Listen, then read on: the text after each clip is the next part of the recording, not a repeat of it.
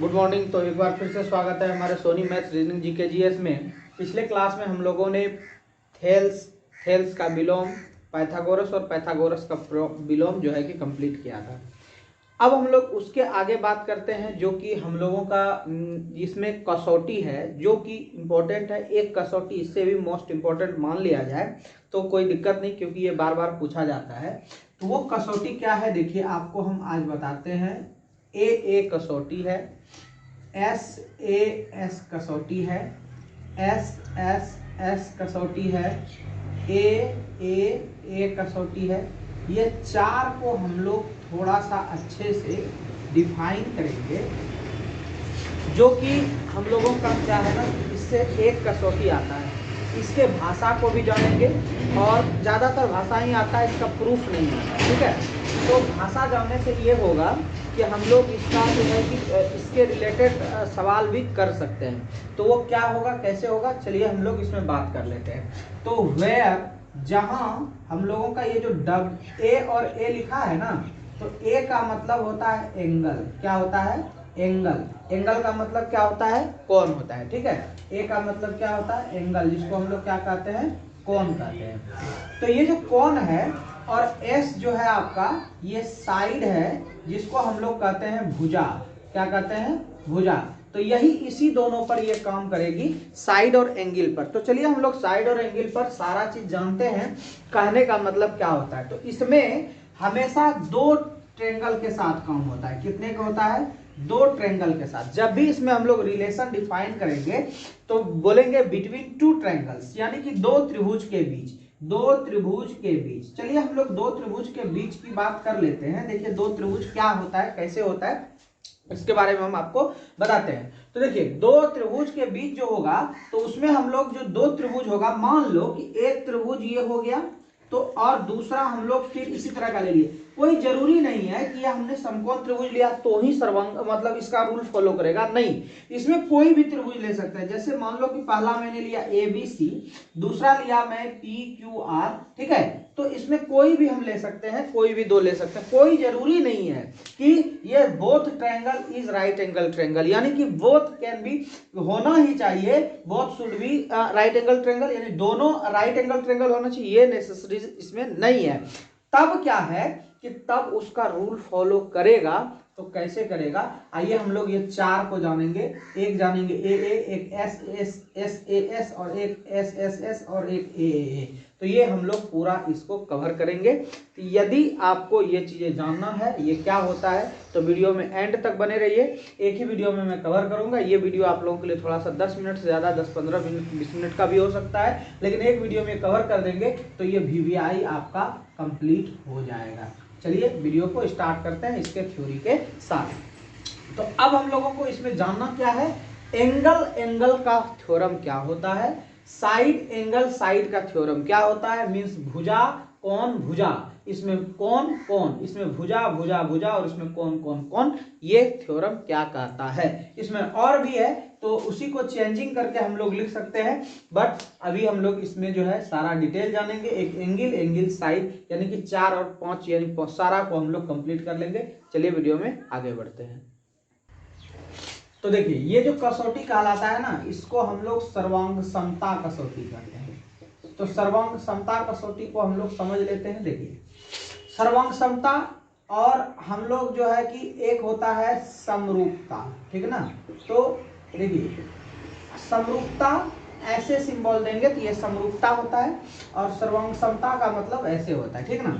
तो दोनों में अंतर क्या है, यदि कहता है कि एक कोण, यदि किसी त्रिभुज के दो कोण, यानी कि मान लीजिए यदि किसी त्रिभुज के दो कोण, मान लो ये कोण और ये कोण, और ये कोण और ये कोण एक दूसरे के समरूप है। समरूप का मतलब यानी कि इसके कोण का जो अनुपात है वो समान है, तो ये दोनों त्रिभुज समरूप होते हैं, तो यही कहलाता है ए। यदि एंगल, यानी क्या बोले, ध्यान से देखो, यदि दो त्रिभुज के कोण समरूप हो, तो समरूप का मतलब आप लोगों को थोड़ा सा समझना है, यानी कि कोई जरूरी नहीं है कि एक का कोण हुआ 20 डिग्री तो दूसरे का भी 20 हो तो भी ठीक है, लेकिन यदि इतना नहीं है तो इससे डबल हो जाए, यानी कि 20 के मान लो, के का मतलब 1 2 3 4 जो भी हो, जैसे 20 है तो ये 40 भी होगा, जैसे 20 है तो 60 भी होगा, 20 डेढ़ 30 भी होगा, तो कोई दिक्कत नहीं। लेकिन यदि ये डेढ़िया होता है तो ये भी आपका वही डेढ़िया होना चाहिए। जैसे मान लो कि ये 30 है तो 30 डेढ़ 45, ये 45 होना चाहिए। तो इसको हम लोग निकालते कैसे हैं, ध्यान से देखो, ये वाला कोण बटे ये वाला कोण, तो ये वाला कोण में हम कितना लिए थे, 30 लिए थे, ये वाला कोण में 30 लिए थे और ये वाला कोण में 45 लिए थे। तो ये 0 0 कटा, यानी कि ये 2/3 हो गया, 15 दूनी 30 15 तिया 45, तो 2/3 2/3, यानी कि देखिए इसका जो अनुपात है वो 2:3 हो रहा है, यानी कि ये 2 अनुपात में है, ये 3 अनुपात में है, तो ये दोनों क्या है, 2:3 में है, लेकिन समरूप है। तो समरूप होने के लिए हम लोगों को एक चीज याद रखना है, या तो कोण बराबर होगा, कौन सा, दो कोण, यानी कि दो कोण कौन सा होता है, यानी कि जो इसका दोनों त्रिभुज का जो कोण है वो आपका बराबर हो, या फिर बराबर नहीं हो तो वो क्या हो, समरूप हो। समरूप कब होगा, यानी कि ये 10 भी हो सकता है, कोई जरूरी नहीं है 30 ही। जैसे मान लो ये 10 हो गया तो इसका आधा हो गया, फिर ये 30 है तो इसका आधा हो जाएगा 15, तो भी त्रिभुज समरूप होगा। तो समरूपता का ए नियम क्या कहता है, यदि किसी दो त्रिभुज में आपका संगत कोण, ये संगत है ना, ये वाला संगति कर रहा है इससे, ये वाला संगति कर रहा है इससे, दो संगत कोण या तो बराबर हो या तो समरूप हो, या तो बराबर हो या तो समरूप हो। ऑब्जेक्टिव याद हो गया। यदि पूछेगा ए की कसौटी क्या है, या फिर लिखा हुआ रहेगा यदि किसी दो त्रिभुज के दो संगत कोण समान या समरूप है तो उसे क्या कहते हैं, तो बोलना है ए कसौटी कहते हैं। क्या कहते हैं, ए कसौटी। इसी में एक ट्रिपल ए कसौटी भी बताया कि ए होता है, तो इसमें बोलेंगे। अब यहां पर ध्यान दीजिए, एक बात और सीखने के लिए मिल गया, यदि दो कोण किसी दो त्रिभुज के संगत दो कोण समान है तो तीसरा कोण भी समान या समरूप अवश्य ही होगा। चलिए वो भी हम प्रूफ कर लेते हैं। फिर भाषा, इसमें प्रूफ नहीं खोजता है, केवल भाषा याद रखना है। तो भाषा याद रखने के लिए आप लोगों को एग्जांपल दे देंगे तो समझ में आ जाएगा। जैसे देखिए हम आपको दो त्रिभुज लेकर के दिखाते हैं, फिर समझ में आ जाएगी। जैसे मान लीजिए एक त्रिभुज मैंने ये ABC लिया, ठीक ना, और एक मैंने ले लिया PQR, ठीक है, PQR ले लिया। ध्यान से देखना, मान लो कि ये वाला कोण का मान हमारे पास 40 है, ठीक है, ये वाला कोण का मान लो कि इसका डबल कर दो या डेढ़िया कर दो, 40 डेढ़ कितना हो गया 60, ये वाला का मान लो 30 कर दिए, 30 डेढ़ कितना हो जाएगा आपका 45, ठीक है। तो अब देखो ये त्रिभुज और ये त्रिभुज में 40 30 70 निकल गया, तो 180 में 70 चला गया तो कितना बचा, 110 बचा। और अब 110, क्योंकि तीनों कोण का योग 180 होता है, ये पता नहीं था, लेकिन दो कोण हम लोगों का समरूप है, ये बात पता है। तो दो कोण समरूप हो गया, 40 डेढ़ 60 हो गया, ये समरूप है, ये 30 डेढ़ 45 हो गया, ये हो गया समरूप। अब ये भी समरूप हो या बराबर हो, बराबर का भी एक एग्जांपल ले लेते हैं, अभी समरूप का भी ले लेते हैं। अब ये वाला कोण कितना होगा, देखिए यहां से, ये 60 है, ये 45 है, कितना हो जाएगा 105 हो जाएगा, कितना हो जाएगा 105, 60 45 है तो ये हो जाएगा आपका 105। अब 105 180 में घटा दीजिए, कितना हो जाएगा, 180 में 105 घटा दीजिए, कितना हो जाएगा आपका, ये 85 हो जाएगा, कितना हो जाएगा 85। अब ध्यान से देखिए कि ये जो आपका 40 30 70 हुआ, तो ये आपका जो है कि ये 85 जो है, यानी कि आपका यहां पर देखना है कि ये तीसरा वाला समरूप या बराबर कैसे होता है। चलिए मैं हम दूसरा एग्जांपल लेकर के आपको समझाते हैं, तब ये भी समझ में आ जाएगा। जैसे देखिए ये वाला हम लोग लिए, ये मान लो कि आपका 40 है, पहले बराबर वाला एग्जांपल का लेते हैं, फिर ये मान लो कि 30 है, तो 40 से ये ज्यादा हो जाएगा, तो 40 30 का 40 हो जाएगा, ये वाला भी 30 हो जाएगा। यदि 40 30 70 ये 110 हो जाता है तो ये भी 110 हो जाता है। यानी कि यदि दो कोण आपका बराबर है किसी दो त्रिभुज के संगत में, तो तीसरा भी ऑलरेडी बराबर होगा, ये कहलाता है ए और ए, ये एंगल में आता है। ये किस में आता है? एंगल में। तो ए फॉलो कौन कौन सा त्रिभुज करता है उसको भी थोड़ा सा समझ लीजिए। जैसे देखिए आपका हम बता दें एग्जांपल के लिए, जैसे समबाहु त्रिभुज का एग्जांपल लेते हैं। किसका लेते हैं? समबाहु त्रिभुज का कोई भी एग्जांपल ले लेते हैं। देखिए समबाहु त्रिभुज चाहे आप छोटा सा बनाओ, ठीक है, चाहे भुजा बहुत बड़ा करके बनाओ, कितना भी बड़ा भुजा करके बना दो, इसमें एक गुण होता है। क्या होता है? इसका कोण होता है 60, इसका भी कोण 60 और इसका भी कोण 60। अब इस केस में देखिए छोटा वाला भी लेंगे तो ऐसा नहीं है कि 60 का आधा 30 हो जाएगा, नहीं, इसमें भी होगा 60। तो हमेशा समबाहु त्रिभुज जो निकल के आएगा आपको वो निकलेगा समरूप। समरूप निकलेगा तो कहेगा इसमें कसौटी कौन सा लग रहा है, तो बोलना है कसौटी इसका ए लग रहा है। तो कौन सा त्रिभुज में? समबाहु त्रिभुज में। क्लियर हो गया? ऑब्जेक्टिव हो जाएगा कि समबाहु त्रिभुज में त्रिभुज के जो सर्वंगसमता या समरूपता का जो नियम है वो क्या है, तो बोलना है ए कसौटी। एक और एग्जांपल इसका ले लेते हैं। देखिए आपने सुना होगा समकोण का, तो समकोण में एक और होता है समद्विबाहु समकोण, ठीक है, केवल समकोण नहीं, हम ले रहे हैं सम द्विबाहु समकोण, ठीक है। तो सम द्विबाहु समकोण में देखिए क्या होता है, ध्यान से देखना। समकोण का मतलब हो गया एक कोण तो 90 डिग्री ऑलरेडी होगा, ये वाला 90 हो गया। अब जो समद्वि बचा, तो समद्वि मतलब अब जो बचा वो आपका दोनों भुजा बराबर होगा। तो बराबर कितना होगा?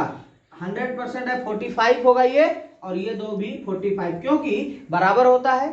तो बराबर हो गया कि ये ए बी सी हो गया।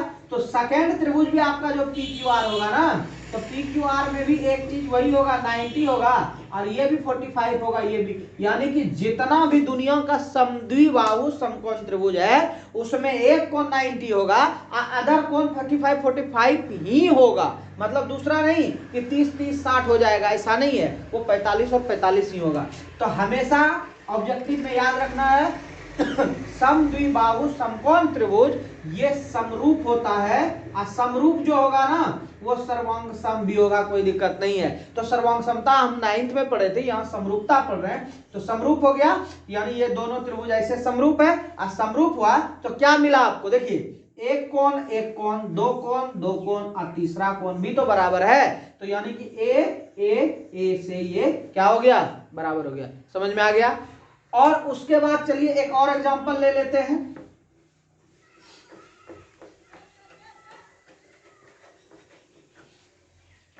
अब मान लिया जाए कि हम लोगों को कसौटी के हिसाब से कोई सवाल दिया हुआ रहेगा, उस कंडीशन में हम लोग कैसे फॉलो करेंगे।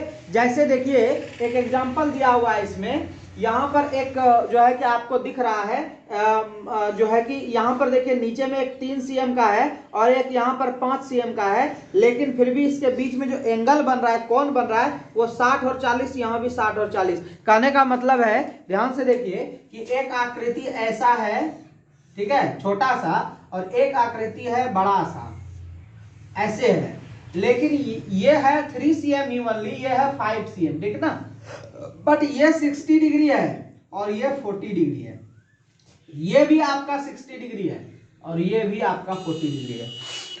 सीएम से अब हमको कोई मतलब नहीं रहा भुजा से, ये कि भुजा 3 है ये 5 है, उससे हमको कोई मतलब नहीं। यदि ये 60 है ये 40 है तो दोनों मिला के 100, तो ये बचा हुआ जो है वो 80 डिग्री होगा। कितना होगा? 80 डिग्री। तो ये भी कितना हो जाएगा आपका? 80 डिग्री। कितना हो जाएगा? 80 डिग्री। जब दोनों 80 डिग्री हो जाएगा तो क्या मिला आपको? ऐसा त्रिभुज का भुजा कुछ भी हो उससे हमको कोई मतलब नहीं। ये त्रिभुज देखिए, ये 3 है ये 5 है, हो सकता है ये 40 है तो ये भी अलग हुआ, ये भी अलग, ये विषम बाहु त्रिभुज हुआ, यानी कि भुजा समान नहीं है। विषम बाहु तो कोई जरूरी नहीं है कि समबाहु ही केवल होगा, लेकिन उस कंडीशन में आपका कोण जो है ना वो क्या है? कोण 60 और 40 है। इस वजह से ये दोनों आपका तीनों कोण इसका ए फॉलो किया। तो ए ऑलरेडी अब आपको समझ में आ गया होगा कि क्या है। क्लियर हो गया? चलिए अब हम कुछ अलग बताते हैं जिसको कि आप लोग समझना चाहते हैं। चलिए देखिए हम आपको एग्जांपल से समझाते हैं। अभी मैंने एक एग्जांपल लिया था समबाहु का, ठीक है ना, तो चलिए समबाहु का ही हम एक एग्जांपल ले लेते हैं। देखिए ये मैंने एक ABC एक समबाहु त्रिभुज लिया, ठीक है, ए और ए ऑलरेडी मैंने कंप्लीट कर दिया। दो चीज क्लियर हो गया। अब भुजा में आइए, देखिए ये ABC त्रिभुज है, और ये समबाहु है, तो समबाहु का रूल क्या है कि ये कोण ये कोण ये कोण, तीनों कोण ऑलरेडी बराबर होगा। ये चीज क्लियर है आपको, लेकिन कोण लिखना नहीं है, अब हमको भुजा पे जाना है। चलिए दूसरा भी मैं बड़ा जैसा ले लेता हूं। अब बड़ा जैसा लेने के बाद अब आपको यहाँ पे पी क्यू आर दर्शाता हूं, ठीक है। चलिए मैं आपको इसका भी कोण जो है समान है, कोण क्या है समान है।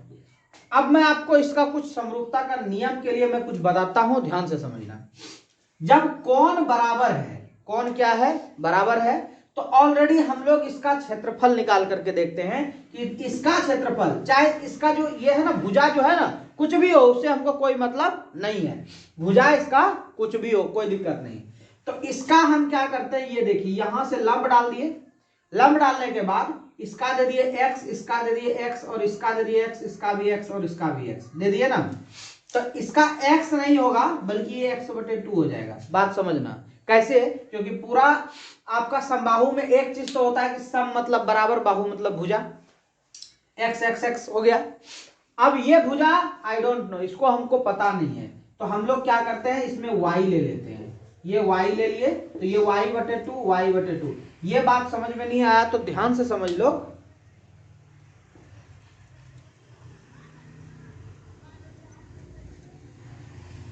ये आप ऑलरेडी समझ लो कि ये y/2 है और ये y/2 है। कैसे हुआ, दोनों को जोड़िएगा तो y हो जाएगा, यानी कि ये दो पार्ट में बांटे तो y/2 हो गया, ठीक है क्लियर। चलिए अब हम लोग क्या करते हैं, ये आपका क्लियर होने के बाद अब हम लोग बात करते हैं कि यहाँ पर x/2 और x/2 क्लियर, यहाँ पे y/2 क्लियर। इसमें हम लोग एक चीज जानते हैं, आपको पता है हाफ गुना आधार गुना ऊंचाई होता है। फॉर्मूला क्या होता है, हाफ गुना आधार गुना ऊंचाई, ये त्रिभुज का क्षेत्रफल होता है। इसमें हम आपको थेल्स प्रमेय में बताए थे, तो थेल्स प्रमेय में जब बताए थे तो ये चीज ही बताए थे आपको। लेकिन देखिए इसमें एक चीज है, आपको आधार तो है, यहां से यहां तक आधार पूरा है, वो है x, बट आपको ऊंचाई नहीं पता है। तो ऊंचाई प्राप्त करने के लिए आपको हमने बताया पाइथागोरस। तो पाइथागोरस में क्या सीखा आपने, कर्ण का स्क्वायर बराबर होता है, कर्ण का स्क्वायर बराबर होता है लंब का स्क्वायर प्लस आधार का स्क्वायर, ये आपने सीखा, ये भी मैंने आपको बता दिया। अब यहां पर ये देखिए ये लंब, ये जो खड़ा वाला है यही तो नहीं पता है, तो लंब जो आपको है, लंब निकालने के लिए आप क्या लिखोगे, कर्ण का स्क्वायर माइनस आधार का स्क्वायर बराबर हो जाएगा लंब का स्क्वायर। तो कर्ण इसमें देखिए ये बड़ा वाला है x है, तो x का क्या हो जाएगा स्क्वायर माइनस ये आपका आधार है, आधार का स्क्वायर, यही तो आपका ऊंचाई है रूट के साथ। तो इसको सॉल्व कर लीजिए, यही आपका ये वाला का बन जाएगा। तो इसको सॉल्व कैसे करेंगे, x/2 ये 2 लगा हुआ ही है, into x square minus x²/4, तो x² माइनस x²/4 का अंडर रूट 4 एकम 4, 4x² में 1x² गया 3x², अंडर रूट में हो जाएगा 3x²/4। अब इसको हम बाहर करते हैं, देखिए यहाँ पे क्या हो जाएगा, ध्यान से देखना, ये √3 है तो √3 को इसमें रहने दो, x² से x बाहर होगा, x बचेगा, यहाँ पे आपका 4 है ना, 4 निकल के कितना हो जाएगा 2 हो जाएगा, क्योंकि 4 का रूट हो जाएगा। यहाँ आगे में आपका x/2 बचा हुआ है, यानी कि ये हो गया आपका √3/2 गुना, ये देखिए आपका ये जो 2 2 4 2 गुना 2 है तो √3/4 हो गया, √3/4 गुना x क्या हो जाएगा x², x को क्या कहे हम भुजा कहे हैं, तो √3/4 गुना भुजा स्क्वायर, ये हो गया आपका लेफ्ट हैंड ट्रायंगल से।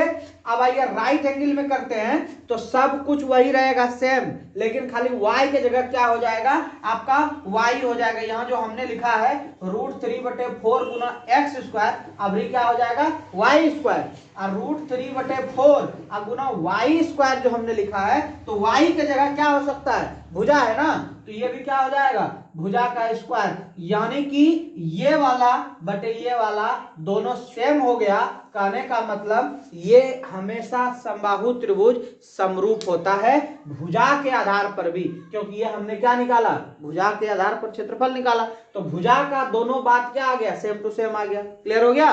तो ये हमेशा और हमेशा क्या होता है कि भुजा की बात सेम होती है। क्लियर हो गया ना, कोई दिक्कत इसमें नहीं। तो अब हम लोग इस कंडीशन से क्या कह सकते हैं, एस कह सकते हैं कि किसी भी समबाहु त्रिभुज में हमेशा और हमेशा समरूप रूप लगता है, सर्वंगसम होता है। समरूप होगा सर्वंगसम होगा, हमेशा याद रखना। समरूप है सर्वंगसम है तो आपका वो रूल भी फॉलो कर रहा है। तो समबाहु त्रिभुज में आपका एस भी लागू हो गया, ए भी लागू हो गया। क्लियर हो गया। चलिए अब हम लोग नेक्स्ट आगे बढ़ते हैं। एक और बचा हुआ है, उसको भी हम लोग कर लेते हैं। अब किसी कंडीशन में आपको क्या होगा कि दो कोण आपको क्लियर मिलेगा, ठीक है ना, दो कोण आपको समान मिलेगा। जैसे मान लो एंगल है लेकिन एक वो आपको साइड मिलेगा। इसको कैसे भी लिख सकते हैं, ये देखिए ए एस एल भी लिख सकते हैं, एस ए भी लिख सकते हैं, कोई दिक्कत नहीं। तीनों both are all are same. Clear. ध्यान से देखो, दो कोण है ना, कहीं भी कोण लिखे उससे कोई कहता है कि सर दो कोण पहले साइड बाद में लिखे तो अलग हो जाएगा, नहीं। दो कोण बाद में लिखे तो भी नहीं, ऐसा कुछ नहीं, कहीं भी लिखिए नो प्रॉब्लम। दो कोण है तो कोण दो हो गया, तो मान लीजिए कि एक त्रिभुज मैंने लिया, तो भाषा देखिए इसी में इंक्लूड हो रहा है। भाषा आपको जो है खुद से वीडियो देख करके निकाल लेना है। भाषा क्या है, कुछ नहीं है, जिस त्रिभुज के दो संगत कोण बराबर हैं या समरूप हैं तो वो जो है कि ए कहलाती है। क्लियर। ट्रिपल ए में हो गया, यदि किसी दो संगत त्रिभुज के सभी कोण या तो बराबर या तो समरूप हो तो ए कहलाते हैं। यदि किसी दो त्रिभुज के तीन भुजा समरूप या बराबर हो तो वो हो जाएगा एस। और इसमें हो जाएगा कि यदि दो गो कोण समान और एगो भुजा, ठीक ना, देखिए ध्यान से। जैसे कि एग्जांपल लेते हैं, दो कोण समान किस कंडीशन में होगा, याद रखना, माइंड अपना अप्लाई करना। देखिए मान लीजिए कि दो कोण हमको बराबर करना है, तो एक चीज तो आप कंफर्म करो कि यदि एक 45 देते हैं तो दूसरा भी कितना देना पड़ेगा, 45। ये कोई जरूरी नहीं है कि हम समकोण में ही 90 लेंगे तभी, आप 30-30 भी ले सकते हो। 30-30 लोगे तो 60 होगा, तो 180 पूरेगा तो एगो 120 होगा। 40-40 से 80 ले लेंगे तो एगो 100 हो जाएगा। क्लियर। तो इसमें 45-45 ले लिए तो इसमें भी ये 45-45 होगा, लेकिन इस कंडीशन में एक भुजा बराबर होना चाहिए। तो भुजा बराबर होता है कि नहीं पहले उसको हम लोग देख लेते हैं। तो भुजा बराबर देखिए होगा उस कंडीशन में, जैसे ये 45 है ना, ये वाला जो है मान लो कि इसका x है और इसका भी x है, ठीक है। तो देखिए ध्यान से देखिएगा, आप क्या इसका फॉर्मूला लिखोगे, हाफ गुना v गुना h लिखोगे। तो आपका देखिए हाफ हो गया, h इसमें पता ही नहीं है पता ना। तो मान लीजिए कि ये 45 है, ये 45 है, तो 45 के साथ कर्ण के अलावा जो भी होगा, जो भी भुजा की लंबाई होगी, यदि दोनों कोण सेम है तो उसका संगत दोनों भुजा बराबर होता है। ये y है तो ये भी y होगा, ये बात को हमेशा याद रखिएगा। तो ये y हो जाएगा गुना y हो जाएगा, हाफ गुना y का स्क्वायर हो जाएगा, ये इसका क्षेत्रफल होता है। तो इधर भी तो आइए, ये भी 45 है, तो मान लो कि इसका भुजा कितनों लंबा है, y नहीं है, ये z है, ये भी z है, मीन्स नाम हम कुछ भी रख दिए। तो इसका भी तो क्षेत्रफल होता है हाफ गुना b गुना h। तो b हो गया आपका ये वाला आधार और ये हो गया h, तो हाफ गुना आपका z गुना z हो गया, तो हाफ गुना z का स्क्वायर हो गया। तो ये जो z स्क्वायर हुआ, ये y स्क्वायर हुआ, ये ऑलरेडी भुजा है। क्या है, x y कुछ नहीं है, ये भुजा है, और इसमें भी आपका भुजा है। तो भुजा के बारे में ही तो पता चल गया ना कि ये या तो समरूप होगा या तो सर्वंगसम होगा। क्लियर हो गया, बात समझ में आ गई। तो हमेशा देखो, अब हम आपको एक चीज समझाते हैं कि भुजा समरूप कैसे होता है। जैसे देखिए अभी हमने आपको एक एग्जांपल दिया था, उस एग्जांपल को भुजा में समान और समरूप को हम बताते हैं। ध्यान से देखना, जैसे अभी मैंने लिया था एक त्रिभुज मैंने लिया, ये दे दिया 20 का, ये दे दिया 30 का, एक मैंने इधर से बड़ा बनाया, 20 दूनी 40 कोण का हो गया, और ये 30 दूनी 60 का हो गया। ध्यान से इस बात को जो समझ लेगा वो कभी भी समरूप और बराबर में कभी दिक्कत नहीं करेगा। ध्यान से देखना, जैसे कि मान लो कि 20 और 30 है, इसमें 40 और 60 है, इसको हम क्या करते हैं, ये देखो 20/40 ये वाला इसके साथ और 30/60 इसमें बराबर लगाते हैं। ये बराबर जो है इस बराबर को हम लोग कहते हैं अनुपात। ऐसे बिंदा दो को लगाते हैं, इसको क्या कहते हैं? अनुपात। तो ये कट गया तो 1/2 और 30 दूनी 60, 1/2, 1/2, 1/2। तो कोई कहेगा कि इसका अनुपात क्या है? बोलेंगे 1:2 है। तो 1:2 को यदि हम बराबर करना चाहें तो देखो क्या करते हैं, ध्यान से देखना। तुम लोग पढ़ा होगा कि यदि कहीं पे समानुपाती आता है, ऐसे समानुपाती आता है, तो हम लोग क्या करते हैं जानते हो? बराबर लगा करके के कर देते हैं। कैसे करते हैं? याद कीजिए, ओम का नियम फिजिक्स में पढ़े होंगे, तो आप पढ़े होंगे V समानुपाती I, पढ़े थे ना? तो V समानुपाती को IR कर देते हैं और रेसिस्टेंट को हम लोग कह देते हैं कांस्टेंट। वैसे ही हम यहाँ पर एगो कोई कांस्टेंट डाल दिए 2 के। अब देखिए क्या होगा, यदि आपका ये दुगुना हो रहा है, यदि 2 के हो रहा है, तो के की जगह 1 रखिएगा तो 1:2 हो जाएगा। यदि हम 2 रखेंगे तो 1:4 हो जाएगा। यानी कि ये जो है या तो समानुपाती होगा या तो बराबर होगा। तो समानुपाती हो या बराबर हो, उस कंडीशन में त्रिभुज क्या होता है? समरूप होता है। तो आई होप कि आप लोगों को एस और जो है कि आपका एस ये समझ में आ गया। तो ये बहुत इंपॉर्टेंट है ऑब्जेक्टिव के लिए, ये समरूपता और सर्वांग समता के लिए जो है कि नियम है। विशेष के लिए आप जो है पढ़ सकते हैं 6.3 को पढ़ सकते हैं। आप यहां से जब देखोगे तो समझ में आपको आ जाएगा। आप अपने बुक में देखोगे यहाँ पर 6.3 प्रमेय के बाद आपका सारा समरूपता का ही नियम है। यहाँ पे है भी त्रिभुज की समरूपता की कसौटी। इससे एक प्रश्न रहता है, आप इसको पूरा A to Z देख लीजिएगा, सभी का रूल इसमें दिया हुआ है। अगले क्लास में हम पाइथागोरस की भी कुछ कसौटी को बताएंगे। अभी हमने थेल्स की कसौटी को आपको क्लियर कर दिया। चलिए मिलते हैं अगले वीडियो में, तब तक के लिए बाय।